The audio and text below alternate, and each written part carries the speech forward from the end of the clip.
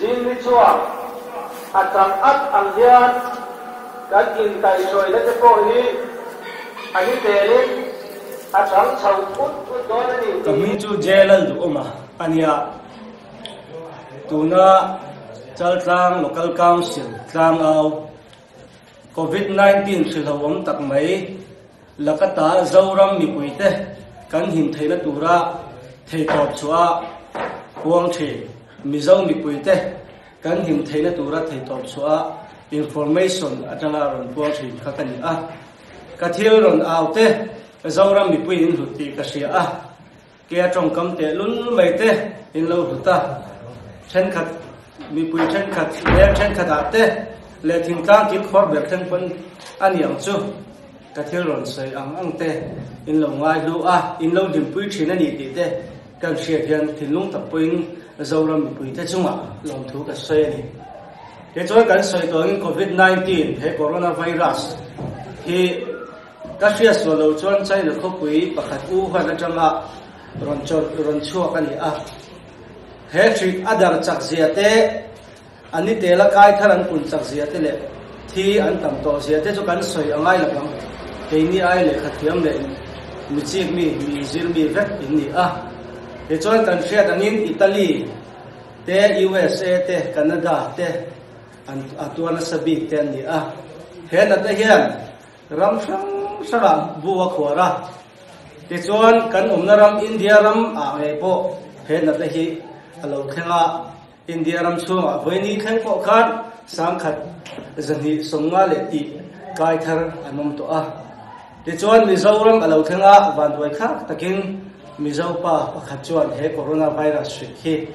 akai ni a positive ani ti te sarkar thu chu ka chang te in kan hre theya apoi le maya ti ngai na vak om no bani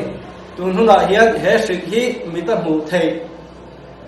thil lom khat ang chu ri se machine te hian bele dan kong te po kan shema na ama ro chu virus ania virus chu mitlong mu thei lo ti na ni a invent dan vak po om lo bani ama ro chu invent dan vak om lo ti kha zoram mi puite ka mi puite ka ti be don du na lam ani lova invent dan om lo ka ti chan chu mita mu thei ani lo na le thil sakhat thil lom ani lo na wa hen invent ya har sa ka ti a amaro chu mi fing zo pen soyangin invent dan kong khat oma chu thu oi taka sarkar in thu pe ka chuate lo soma thu oi taka in lama tom hi ani a thu oi takin in lama tomila Christian mi kan ni angin pathian tri mi kan ni angin trong trai kha da la vila trong trai na den thu oi na nun den ina tom katila zoram mi pui dei kan him the ni ti hi sia bu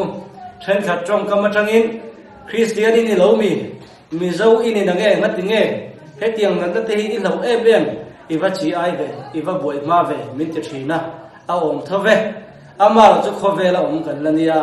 mi sing te khove la chen kan ni wangin he na te khove la om ani a chu khove da ken tel ani yang nge pathian mi Christian mi po ni ma ela khove a ken tel ani wangin kan hlau thau ti kha kami pui zo ra mi pui ten lo sia ulangin a tha ange tun huna hian thanem kangaya